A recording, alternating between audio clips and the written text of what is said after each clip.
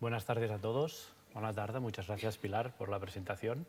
Y, en primer lugar, querría sumarme a los agradecimientos de Pilar por vuestra asistencia en 6 de la tarde, un martes, un poquito difícil para todos. Pero en el contexto de uno de los, digamos, de las líneas que tenemos dentro del servicio, que es la colaboración con las asociaciones de pacientes y con los pacientes mismos, de forma más o menos periódica y probablemente menos de lo que nos gustaría, vamos montando sesiones informativas para vosotros. Recuerdo que hace unos meses, hace un año más o menos, dimos la de las vacunas en relación con la vacuna de la gripe A, o 2 años y tal.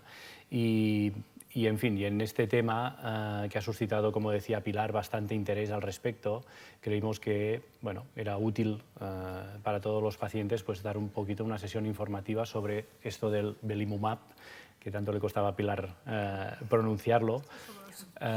Y decidimos darle un título un poquito bueno, provocativo, un nuevo tratamiento para el lupus. Entonces, la sesión la hemos dividido en 2 partes. Primero, yo os voy a presentar, digamos, una parte de introducción y voy a intentar, no sé si lo voy a lograr, pero voy a intentar explicaros cómo funciona el fármaco y por qué el uso de este fármaco respecto a los medicamentos que tenemos actualmente, a los inmunodepresores clásicos que tenemos actualmente. Y luego el doctor Cervera presentará en la segunda parte de la sesión el resultado de lo que son los estudios clínicos y, bueno, en base a estos resultados, cuál es la evidencia que tenemos de la eficacia de la medicación y cuál puede ser el enfermo que se puede beneficiar de esta medicación. Entonces, para empezar, bueno, y a modo de un poquito de introducción, ya lo sabéis sobradamente, el lupus eritematoso sistémico es el paradigma de la enfermedad autoinmune. Es una enfermedad que tiene en su nombre la palabra sistémico y esto quiere decir una afectación potencial de diferentes órganos. Característicamente, mujeres en edad fértil son las que van a padecer con más frecuencia esta enfermedad. Y la enfermedad tiene su afectación a nivel de la piel, en forma de lesiones específicas más o menos importantes y graves. Las aftas orales, las úlceras orales, también van a definir característicamente la enfermedad. La afectación de las articulaciones muy frecuente, sobre todo articulaciones, a nivel de pequeñas articulaciones sobre todo. La afectación pulmonar en forma de pericarditis o de pleuritis y con derrame pericárdico o derrame pleural. Y la afectación renal, también bastante frecuente, y la afectación, por ejemplo, a nivel del sistema nervioso central. Es decir, que, digamos, como decía anteriormente, es el paradigma de enfermedad autoinmune sistémica.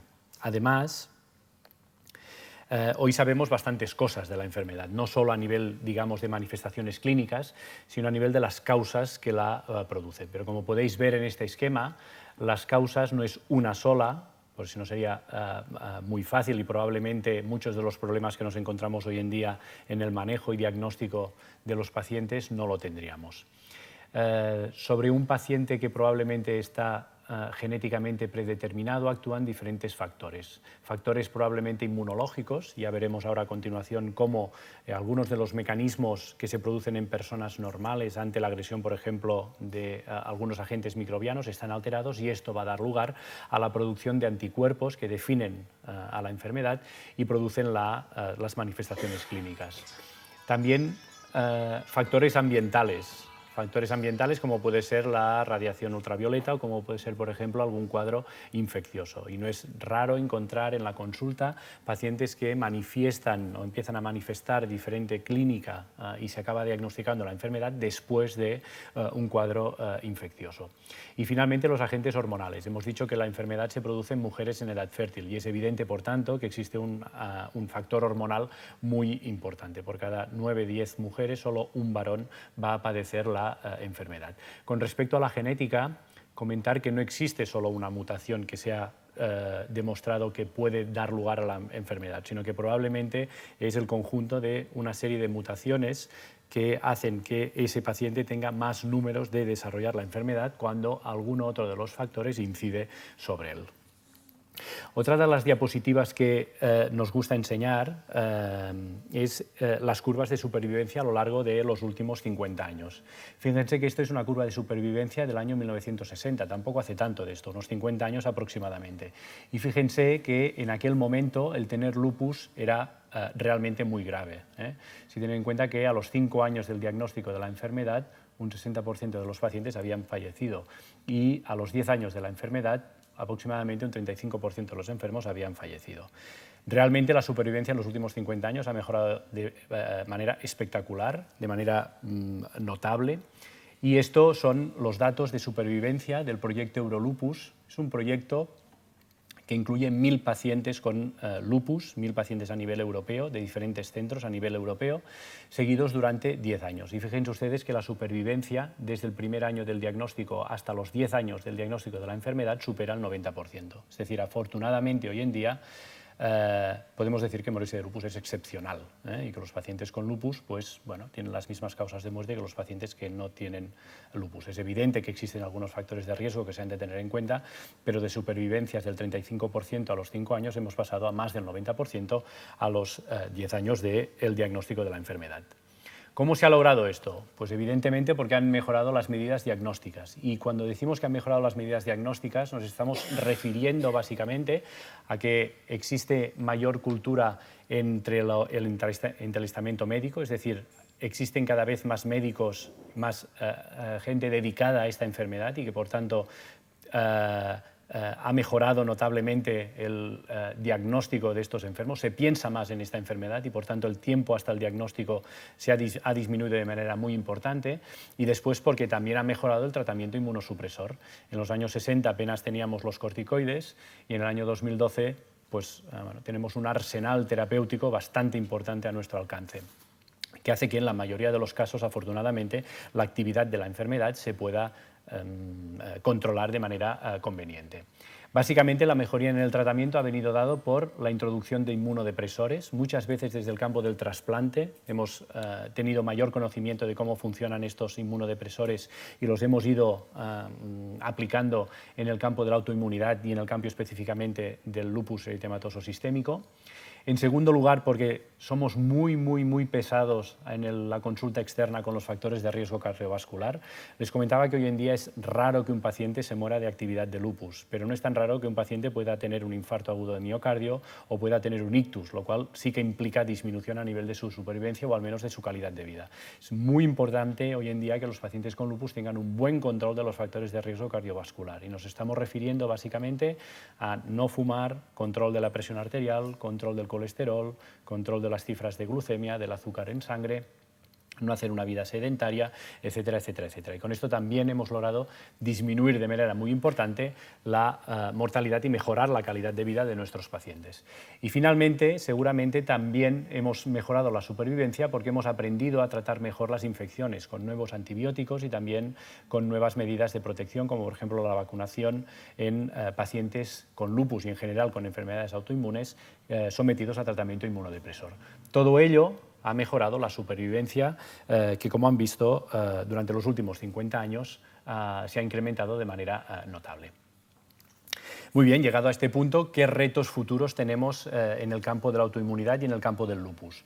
Pues básicamente continuar reduciendo la mortalidad. No nos hemos de conformar con tener los pacientes a más del 90% de supervivencia, sino que hemos de intentar mejorar esta supervivencia aún más y sobre todo y de manera muy importante mejorar la calidad de vida de nuestros pacientes. Es decir, no nos vale que el paciente no esté activo, sino que hemos de conseguir que el paciente, además de no estar activo, esté contento básicamente y se encuentre bien, se encuentre en la medida de lo posible, olvidándose de su enfermedad. Muy bien. El tratamiento actual, digamos de manera resumida, podríamos tenerlo en esta diapositiva. Cuando un paciente tiene un lupus sin afectación orgánica grave, lo que damos básicamente son antimaláricos, el sulfido dolquine, una molécula que desde hace mucho tiempo tenemos a nuestro alcance, pero que nos permite disminuir como tratamiento de fondo la actividad de la enfermedad. El incluir corticoides en este tratamiento dependerá un poquito del contexto del paciente, pero intentamos siempre incluirlos o esperar a introducir los corticoides e introducirlos siempre a la mínima dosis posible para evitar los efectos secundarios de estos corticoides. En segundo lugar, los antiinflamatorios no esteroideos se usan si hacen falta, sobre todo a nivel articular, por ejemplo, o a nivel de pleuritis o en diferentes tipos de serositis, por periodos limitados, también por los efectos secundarios que tienen.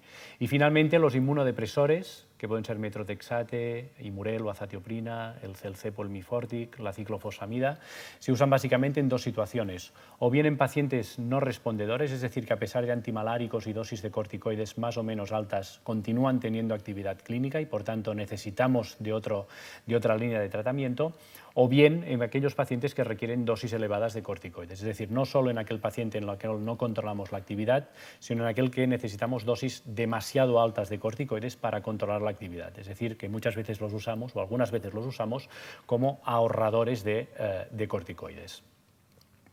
Es evidente que con esta pauta de tratamiento la mayoría de los pacientes afortunadamente van a estar controlados.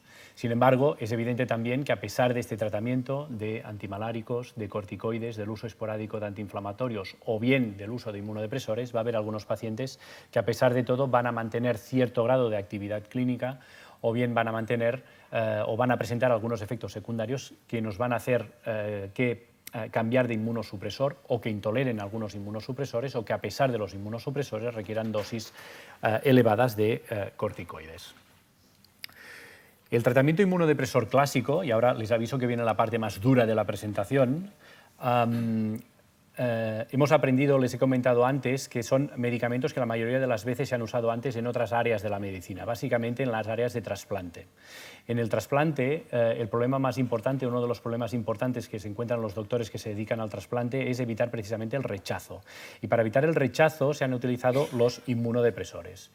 La idea de usar el inmunodepresor es que el inmunodepresor actúa sobre ciclos dentro de la célula que no solo aparecen en células, digamos, por ejemplo, neoplásicas, en la quimioterapia, que también es un campo del cual hemos extraído información para estos inmunodepresores, sino también en células normales. Así, por ejemplo, el micofenolato actuaría sobre esto que pone la síntesis de nucleótidos, es decir, la síntesis de moléculas que ayudarán a fabricar el DNA de las células, el RNA de las células. Es evidente que esta síntesis de nucleótidos no solo será en las células, por ejemplo, neoplásicas, en las células tumorales, frente a los cuales el micofenolato puede ir dirigido, sino que también se da en las células normales. El imurel o la azatioprina también puede actuar en alguno de estos ciclos celulares. Y, por ejemplo, el tacrolimus o la ciclosporina, que son otro de los inmunodepresores que en algunas enfermedades autoinmunes usamos, también actúan sobre algunos receptores de dentro de las células, pero que están en todos los tipos de células, células sanas y células neoplásicas. Es evidente que con estos inmunodepresores disminuimos de alguna manera la respuesta inmunológica, que a nivel de que usados como quimioterapia nos ayudarán a controlar el crecimiento de las células tumorales, o que a nivel de los pacientes trasplantados nos ayudarán a que el organismo disminuya de alguna manera la respuesta frente a un órgano que le es extraño, que es la base del trasplante. Pero se pueden imaginar que el uso de micofenolato o el uso de alguno de estos inmunodepresores lo que hace también es alterar de alguna manera el ciclo normal de las células sanas. Y esto, a veces en el análisis, nos hace que veamos una disminución, por ejemplo, de algunas células, o de algunas células blancas del hemograma, de las defensas que les decimos en la consulta externa, o a veces, por ejemplo, nos hace que el riñón se altere un poquito, o a veces nos hace que, por ejemplo, el hígado se pueda alterar un poquito. Y esto nos frena a la hora de usar estos inmunodepresores. Es decir, de alguna manera, lo que estamos haciendo con estos inmunodepresores no es lo mismo pero usted se lleva en una idea bastante aproximada, es que matamos moscas a cañonazos. Es decir, para actuar sobre un determinado tipo de células que son mínimas en el cuerpo humano, como pueden ser las células neoplásicas o las células productoras de anticuerpos, nos estamos cargando, si me permiten la expresión, células que son sanas. Esto es lo que conseguimos con los inmunodepresores clásicos, y esto es lo que hasta hace pocos años teníamos en medicina, hace menos años tienen en el mundo del trasplante renal, hace menos años tienen en el mundo de la oncología y hace incluso menos años, ya que es bastante novedad, que tenemos en el campo de la autoinmunidad. Yendo otra vez a los mecanismos que provocan la enfermedad, ven ustedes los factores que les comentaba anteriormente, factores genéticos, factores hormonales y los factores ambientales. Y estos factores actúan sobre dos células que son los verdaderos protagonistas de los mecanismos patogénicos de la enfermedad, que son los linfocitos. Y de linfocitos hay de dos tipos, el linfocito B y el linfocito T. La idea es que la enfermedad se produce porque el organismo, y esto es una de las cosas que lo repetimos en la consulta, produce anticuerpos. El organismo, de forma normal, produce anticuerpos frente a microorganismos. Cuando uno coge la gripe, cuando uno coge una infección, el organismo se defiende dando lugar a defensas que se llaman anticuerpos, que reconocen esta partícula como extraña, en este caso el microorganismo, y ayudan a eliminarla. La base, la fisiopatogenia de las enfermedades autoinmunes se basa en que el organismo de forma anómala produce anticuerpos, pero no contra estructuras que le son extrañas, sino contra propias estructuras del organismo. Con lo cual, cuando estos anticuerpos se unen a estructuras que denominamos antígenos, que en casos normales serían los microorganismos, pero en el caso del lupus podría ser, por ejemplo, una estructura a nivel de una articulación, o una estructura a nivel del riñón, o una estructura a nivel del corazón, lo que hacen la unión de estos anticuerpos con estos antígenos es alterar el órgano frente al cual van dirigidos. Si estos anticuerpos van dirigidos contra las articulaciones, los pacientes tendrán manifestaciones articulares. Si van dirigidos contra el riñón, pueden tener manifestaciones renales. ¿Por qué se producen estos anticuerpos? Se saben muchas cosas, desconocemos bastantes, pero se saben bastantes cosas. Entonces, estos anticuerpos se producen porque existe una alteración anómala en la comunicación entre estos dos tipos de célula. Estos dos tipos de células, de forma normal, en personas sanas, se comunican entre ellas a través de diferentes señales, de diferentes receptores que tienen en su membrana y que hacen que se comuniquen unas con otras y hacen que en situaciones normales, cuando se reconoce una estructura extraña, como por ejemplo un microbio, el linfocito T advierta al linfocito B, este provoca la formación de muchos anticuerpos que reconocen al microbio y lo eliminan. De forma más o menos esquemática, esto es lo que sucede de forma normal. Hay una célula que se llama célula presentadora de antígeno, que lo que hace es reconocer este antígeno, y aquí se tienen que imaginar que es una partícula que puede ser un virus o un microbio. Esta célula es capaz de reconocer este antígeno como extraña, lo une a un receptor de su membrana y lo presenta al linfocito T. Dependiendo de la naturaleza de este antígeno, el linfocito T puede producir una respuesta o bien de estimulación o bien de inhibición, y cada una de estas respuestas estará mediada por una serie de receptores de membrana.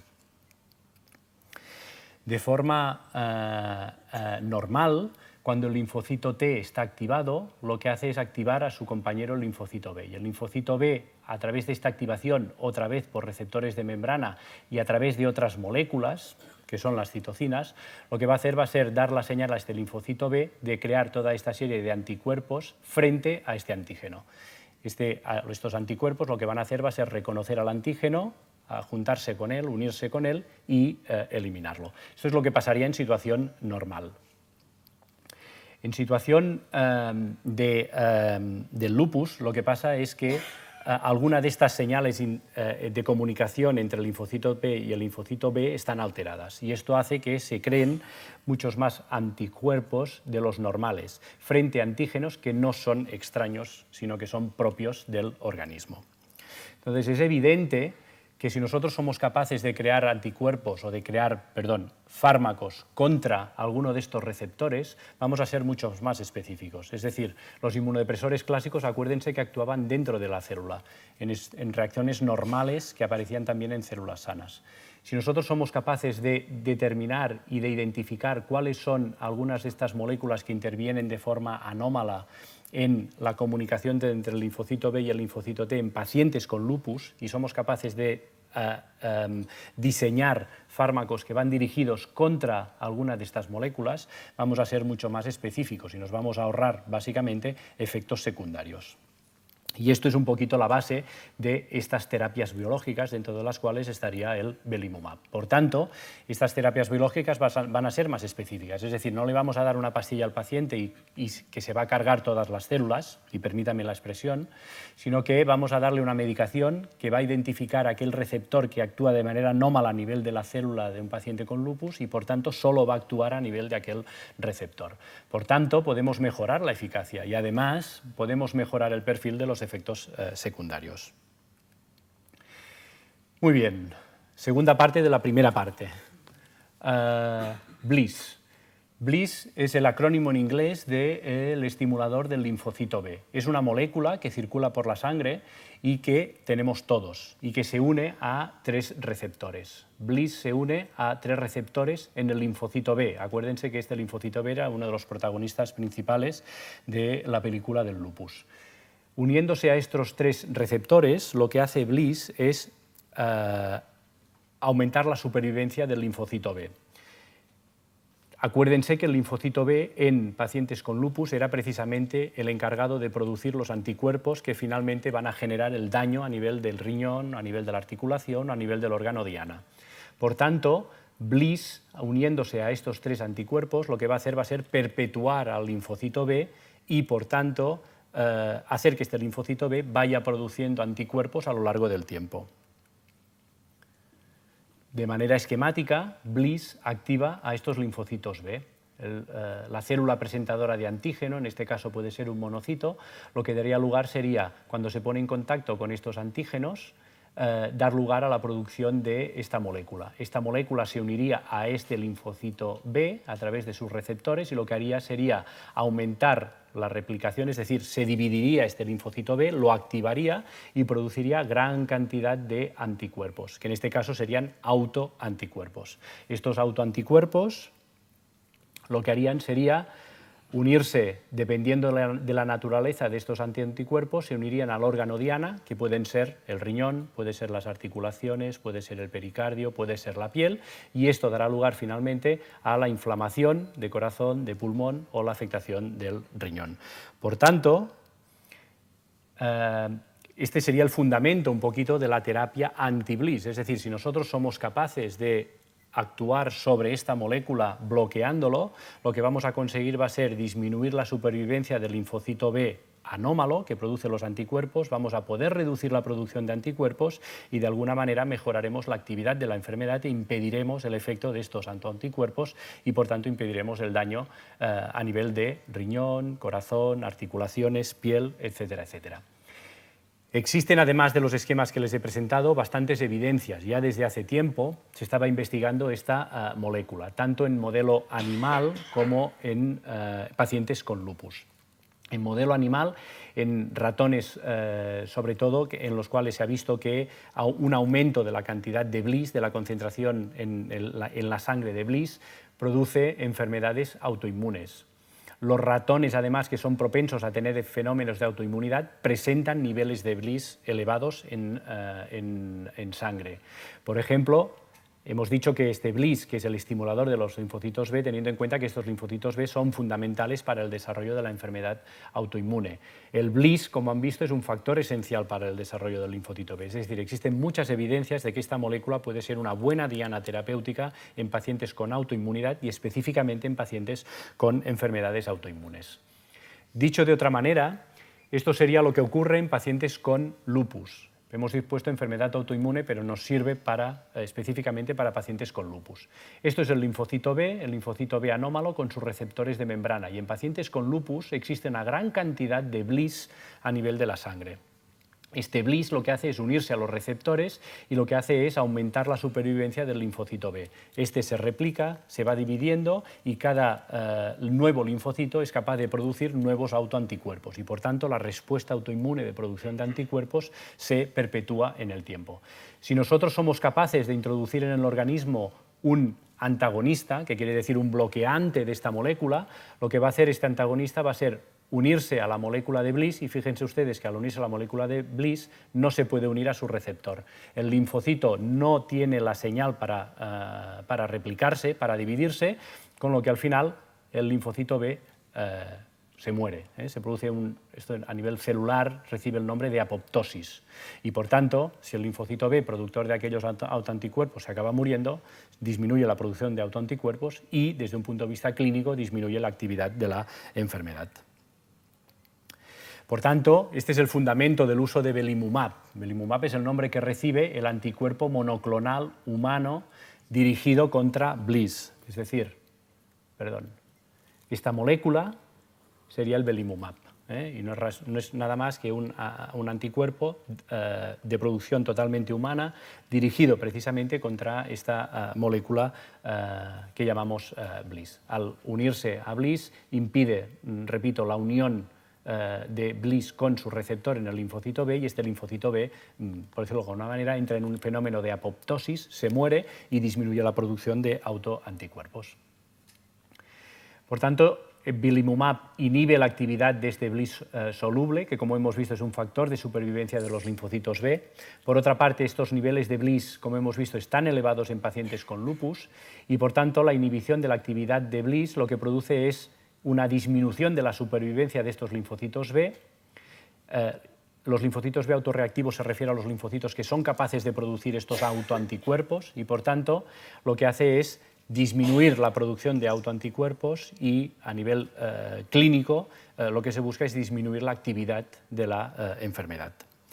Hasta aquí diríamos la primera parte introductoria, es decir, un poquito el fundamento del porqué de esta molécula, de cómo funcionaría la molécula, y pasamos a la segunda parte en la cual el doctor Cervera les explicará un poquito cómo han ido los estudios clínicos que se han hecho con la molécula y los resultados que se han obtenido en estos estudios clínicos. Buenas tardes.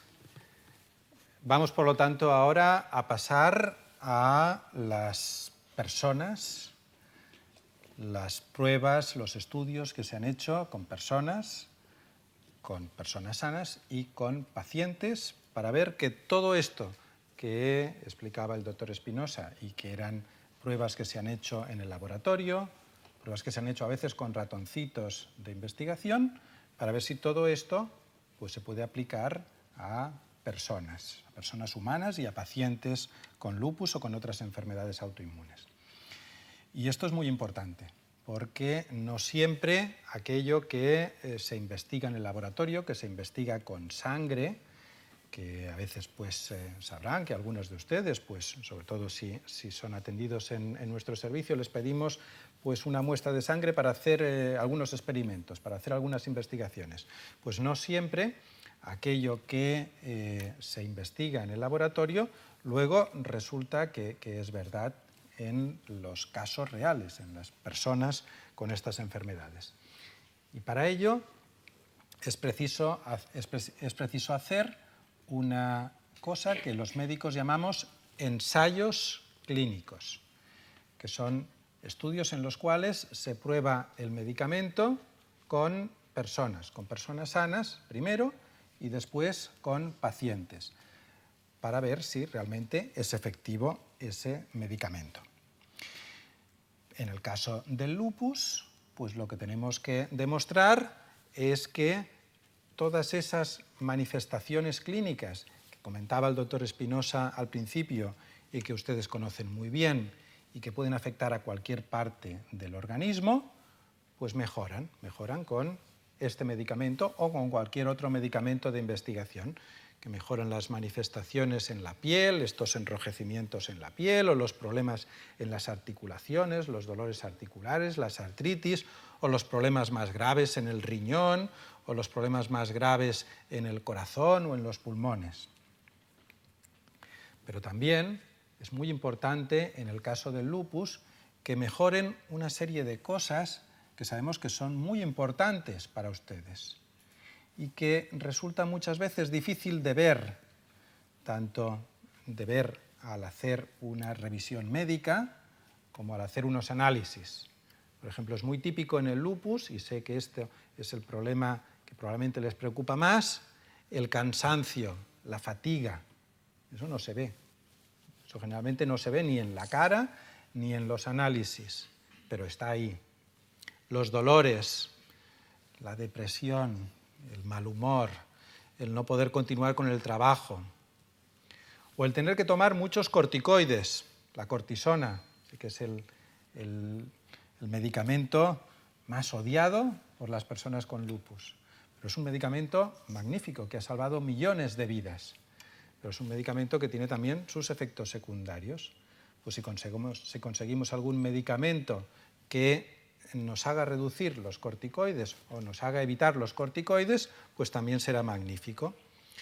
Sobre todo que nos haga disminuir los efectos secundarios de los corticoides y de otros medicamentos. Por lo tanto, lo que pretenderemos con los medicamentos nuevos en investigación en ensayos clínicos es que mejoren aquellas manifestaciones clínicas, los enrojecimientos, las manchas, las artritis, y que mejoren estas cosas que no se ven pero que se notan dentro, el cansancio, los dolores, todas estas cosas. Y esto es lo que tenemos que conseguir con los ensayos clínicos. Y esto es lo que se inició con el belimumab, con este medicamento que en el laboratorio se demostró que iba muy bien porque atacaba esa molécula mala, el Bliss que explicaba el doctor Espinosa, atacaba esa molécula mala en el laboratorio. Pues teníamos que demostrar que en las personas humanas y en las personas con lupus este medicamento realmente era útil y que además no tenía otros efectos secundarios. La cortisona es muy útil, pero tiene también sus efectos secundarios, o la ciclofosfamida o cualquier medicamento. Pues teníamos que ver si el belimumab tenía menos efectos secundarios. Y para ello pues se inició hace aproximadamente unos 10 años un programa de ensayos clínicos. Y la primera parte de los ensayos clínicos es lo que se llama ensayo en fase 1. Y luego hay fase 2, fase 3 e incluso hay después fase 4. En fase 1 es un estudio en el cual se hace con personas sanas, no se hace con pacientes con lupus, sino con personas sanas para ver si aquel medicamento no produce efectos secundarios muy graves que hay que quitarlos inmediatamente. Entonces se convence a un reducido grupo de personas sanas para que acepten que se les administre un medicamento.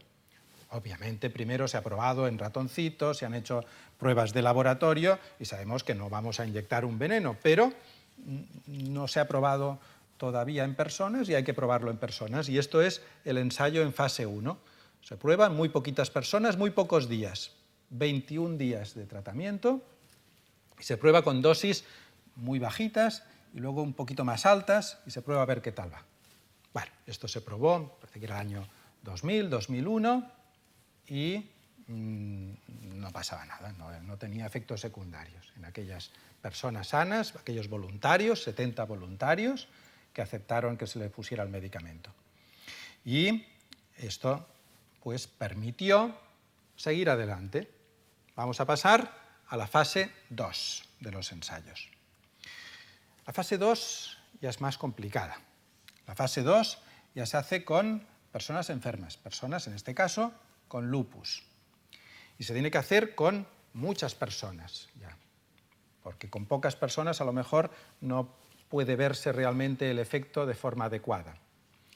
Y hay que probarlo a dosis diferentes, porque de entrada no sabemos. Podemos imaginar un poco por el laboratorio que puede ir bien pues 4 miligramos o 10 miligramos, pero no lo sabemos a ciencia cierta. Y entonces se prueban con varias dosis, concretamente se probaron 3 dosis, 1 miligramo por kilo de peso, 4 miligramos kilo de peso y 10 miligramos kilo de peso. Y se prueba también, se compara con placebo, que quiere decir que es una sustancia que se parece cuando se inyecta, pero que no contiene nada más que agua, para entendernos. No es un medicamento activo. Y entonces se prueba además durante ya tiempo, durante muchas semanas. Los tratamientos para el lupus son tratamientos que se dan durante muchas semanas o meses o años, ¿no? Y se mira, se analiza los resultados. Vamos a ver si funciona o no funciona. Y aquí nos encontramos con un problema muy importante en el lupus. Y es que el lupus hemos dicho que tiene muchos síntomas muy diferentes. Y cada persona con lupus tiene unos síntomas diferentes. Esto lo habrán visto muchas veces cuando hablan con otra persona en la sala de espera o en la asociación de pacientes, que a lo mejor les explica que tiene una enfermedad totalmente diferente y en cambio le llamamos igual, le llamamos lupus. Y entonces ver la respuesta, ver si funciona, pues es difícil saber, porque a lo mejor que funcione en una persona quiere decir que le quita las manchas en la piel, pero otra persona que no tiene manchas en la piel, sino que lo que tiene es un problema en el riñón, pues a lo mejor no sabemos, o a lo mejor no le funciona y no quita los problemas del riñón. Por lo tanto, es muy difícil en esta enfermedad ver si realmente funciona o no, saber la respuesta al tratamiento. Y este es prácticamente el primer estudio que se hace de este tipo en el lupus. En muchos años de investigación prácticamente no se ha hecho casi ningún ensayo y desde luego ninguno de estas características en el lupus. Por lo tanto, esto era un problema a resolver, ver cómo se miden estas cosas. O cómo se mide, por ejemplo, eso que preocupa tanto a las personas con lupus, el cansancio. A ver cómo podemos medir si hay un medidor de cansancio. Bueno, pues lo que sucedió con este estudio, se miraron muchísimos pacientes, casi 500 pacientes de todo el mundo. Pues es que al final del estudio, 76 semanas, pues prácticamente 2 años de estudios, estábamos en el año 2003, los resultados fueron negativos. Había tal follón de cifras allí, pero que parecían que daban a entender que no funcionaba el medicamento. Empezamos a hacer algunos análisis y vimos que sí, que parecía que funcionaba en algunos pacientes, pero en otros no. Pero globalmente, los estudios estadísticos que se hicieron no demostraron, o no parecían demostrar, que era eficaz aquel medicamento. Y estamos en el año 2003, y eso, en la mayoría de los casos, para los laboratorios que hacen una investigación y hacen una inversión de muchos millones para desarrollar un medicamento, pues significa que es el final de la historia. Generalmente se decide pues no continuar porque pues gastar dinero para un medicamento que no parece efectivo, pues mal, generalmente se terminan ahí los estudios. Y por esa época realmente las noticias para el lupus eran muy malas, porque había varios medicamentos que también se estaban haciendo estudios similares, ensayos, y prácticamente en todos sucedía lo mismo. No se encontraba que fueran eficaces. Y realmente los médicos que tratamos cada día a los pacientes con lupus, aquellas noticias eran deprimentes, porque significaban que se tendría que parar la investigación clínica con medicamentos porque ninguno parecía que era efectivo. Los laboratorios farmacéuticos pues iban a decir que invertir en investigar un medicamento nuevo para el lupus pues no era rentable y podían dejar este asunto y dedicarse pues a otras enfermedades donde podían encontrar medicamentos que fueran útiles y por lo tanto rentables. Pero entonces sucedió algo que creo que es muy, muy importante en la historia del lupus. Y es que el laboratorio pidió el consejo de una serie de médicos de todo el mundo dedicados a esta enfermedad y pidieron que estos médicos realmente investigaran muy a fondo qué es lo que había sucedido. Porque el doctor Espinosa nos explicaba que en el laboratorio aquella molécula era magnífica, en los ratoncitos magnífica. ¿Y qué sucede aquí? ¿Por qué no se traduce eso también en que esto funciona? Y entonces se efectuaron una serie de reuniones, de estudios. Tengo que decir que precisamente la reunión inicial se efectuó en Madrid, en el año 2003, y después de darle muchas vueltas al asunto, nos dimos cuenta que el problema no era que el medicamento no era útil, sino que la forma que medíamos la respuesta del medicamento era incorrecta. Hasta aquel momento pues, no se habían efectuado estudios y no se efectuaban, por lo tanto, formas de medir la respuesta de un medicamento, y no lo conocíamos. Gracias a esto, gracias a estos estudios, gracias a estos fracasos iniciales, aprendimos la lección y entonces se generó una forma para medir realmente la respuesta de los medicamentos para el lupus. Una forma que utilizamos los médicos que llamamos SRI, que estos son de las siglas en inglés, índice de respuesta en el lupus. Y a partir de ese momento eso se utiliza ya para este y para otros medicamentos. Y que es una forma pues, de evaluar si funciona o no el lupus en todo el organismo, porque junta pues, las manifestaciones clínicas de todas las partes del organismo, junta también los síntomas estos personales, el cansancio, la fatiga, los dolores, todo esto queda reflejado en este sistema de cálculo. Y entonces se volvieron a mirar los mismos resultados que se habían visto aquí en la fase 2, se volvieron a analizar y se vio que sí que era eficaz este medicamento.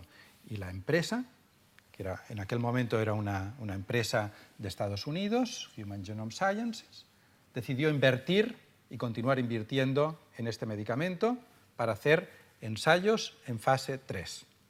Entonces eso fue un momento absolutamente crucial, porque si aquello no sucede, si no aprendemos de esos fracasos, se hubiera terminado la investigación clínica, estamos absolutamente convencidos, la investigación clínica de nuevos medicamentos para el lupus en muchos, muchos años.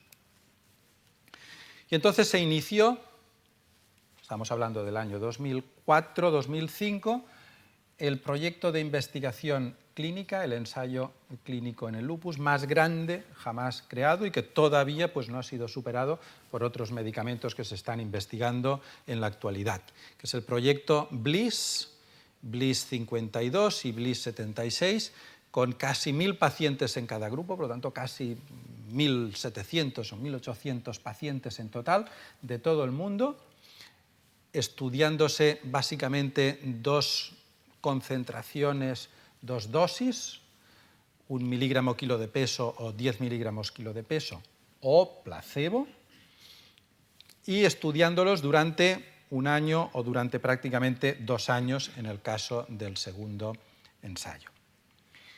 Y además otro aspecto muy importante, y es que en los primeros estudios se miraba el medicamento, se probaba el medicamento con todo tipo de personas con lupus.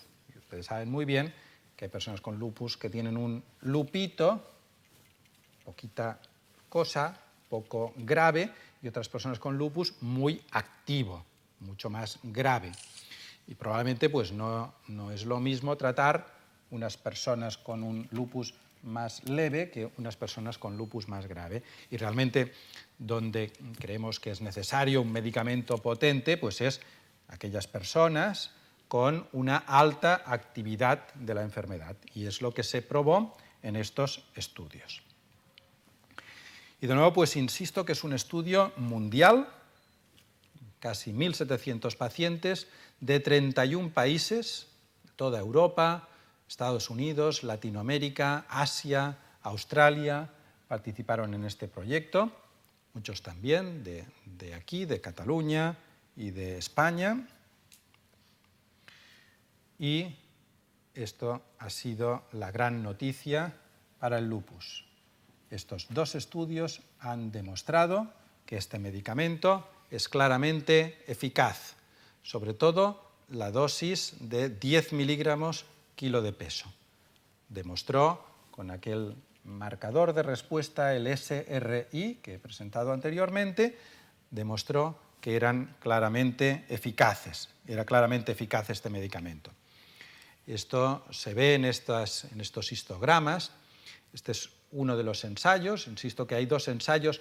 Se hacen dos ensayos porque, luego lo veremos, para aprobar un medicamento es necesario que unas agencias reguladoras de los medicamentos, que en Estados Unidos se llama la FDA y en Europa la EMA, acepten los resultados de los ensayos y exigen siempre que no sea solo un ensayo el que se haga, porque un ensayo pues a lo mejor pues puede salir bien o mal, sino que haya dos ensayos que se hagan y que sean los dos ensayos positivos. Por lo tanto, se hicieron dos ensayos, el Bliss 52 y el Bliss 76, y fíjense, esto es la cantidad de personas, digamos, que mejoraron clarísimamente con el medicamento o con placebo. Pacientes que estaban muy graves, insisto, que no eran todas las personas con lupus, sino que eran personas con un lupus grave que con los medicamentos que estaban tomando ya, la cortisona, con el Dolquine, con el micofenolato, pues no tenían suficiente. En el caso de los pacientes que tomaron el belimumab, pues casi el 60% mejoraron al ponerse el belimumab, mientras que los que tomaban el placebo solamente pues el 40%. Y esta diferencia, esto casi 20 puntos de diferencia, pues es lo que llamamos es estadísticamente significativo, es valorable. Y lo mismo, quizás un poquito menos notorio, sucedió con el otro estudio Bliss 76. Y además, en otros análisis de este estudio, se observó que el uso de este medicamento permitió reducir la utilización de la cortisona, de los corticoides. Y además, en otro análisis de este estudio, se observó que las personas que tomaban el belimumab tenían menos brotes graves de la enfermedad. Y además, y muy importante, las personas que tomaban el belimumab mejoraron la calidad de vida y el cansancio, la fatiga, eso que no se ve en los análisis o que no se nota en la piel ni da dolor, sino que es dolor en las articulaciones, sino que es fatiga. Y en cambio, un aspecto muy importante, los efectos secundarios. Pues no hubo más efectos secundarios en las personas que tomaban belimumab que en las personas que tomaban placebo. Obviamente lo que sucedió pues es lo mismo, que es pues, probablemente lo que tiene que suceder. Pues pueden haber resfriados o pueden haber otros problemas, relativamente menores la mayoría. Por lo tanto, se vio que es un medicamento seguro, es un medicamento que no añade más efectos secundarios, reacciones adversas. Bueno, y esto, que es lo que se observó en estos ensayos, pues lo que hacemos los médicos cuando hacemos, digamos, estos descubrimientos, lo que hacemos es someterlo a la comunidad científica mundial para ver si es aceptado o no. Y para ello hacemos lo que se llaman publicaciones científicas. Se publican esos resultados en revistas médicas. Y estos resultados se publicaron en dos de las revistas más importantes de medicina. Es una revista europea, Lancet, y una revista de Estados Unidos, Arthritis and Rheumatism. Y ahora está a punto también de aparecer en esta otra revista también europea, Annals of Rheumatic Diseases. Ha sido, pues, por lo tanto, aceptado por la comunidad científica, por la comunidad médica, la eficacia de este medicamento en los casos de lupus grave. Y todo ello, pues, sirvió para que el laboratorio que producía este medicamento, que, digamos, inventó este medicamento y que luego costeó la realización de estos ensayos, que ciertamente pues, costaron millones, lo presentara a las agencias reguladoras de los medicamentos, que ya hemos dicho que en los Estados Unidos es la FDA y en Europa la EMA, la Agencia de los Medicamentos Europea. Y después de hacer pues, los estudios, las comprobaciones correspondientes, que esto llevó realmente también mucho tiempo, y vigilar muy bien que todos los datos pues, fueran exactos, ambas agencias reguladoras dieron el visto bueno para la utilización de estos medicamentos, tanto en Estados Unidos como en Europa. Y luego el resto de los países, pues Latinoamérica o Asia, otros países, pues se añaden, obviamente, se unen a esta aceptación.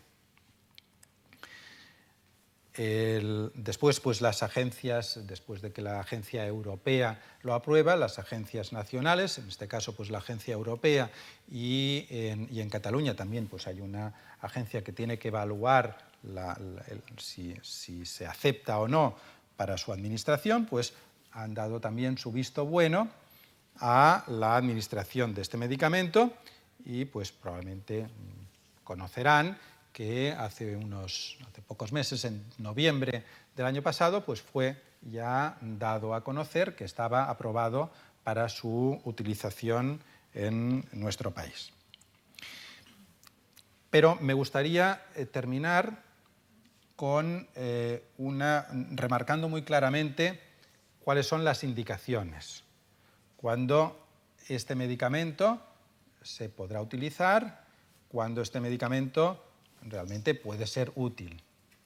Este es un medicamento que se da o se podrá dar a aquellas personas con un lupus grave y que no respondan al tratamiento actual.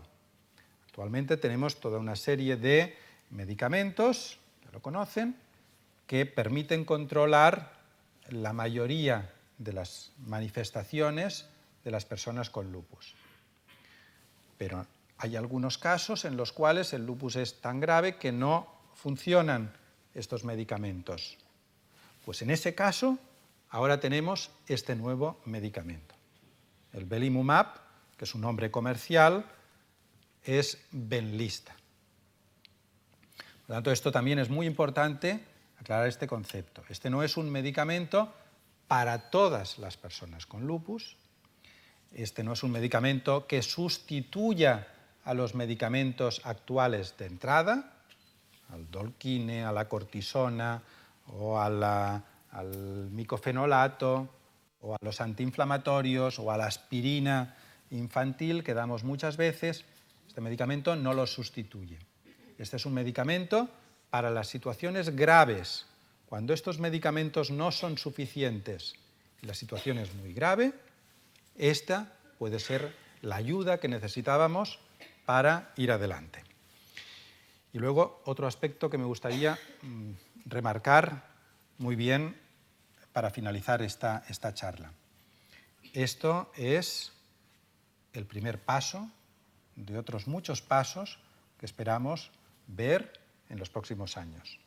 Estuvimos muy cerquita de un fracaso que hubiera condenado la investigación clínica de nuevos medicamentos en el lupus, en el año 2003-2004. Por suerte, eso cambió gracias a los estudios que se hicieron más a fondo de los resultados de estos ensayos. Y actualmente puedo decir que hay aproximadamente unas 15 moléculas, unos 15 medicamentos que se están probando en diferentes fases, fase 1, fase 2, fase 3 alguno, para el lupus. Por lo tanto, tenemos la confianza de que quizás en 5, 10 años, igual que ahora hemos hablado del primer medicamento para el lupus, habrán visto en algún sitio desde hace 50 años. En 50 años no había ningún nuevo medicamento para el lupus. Ahora esperamos que quizás en 5 o 10 años pues podamos tener, si no esos 15 medicamentos que se investigan ahora, sí al menos 3, 4 o 5 medicamentos más que nos pueden ayudar a luchar mejor contra esta enfermedad. Muchísimas gracias.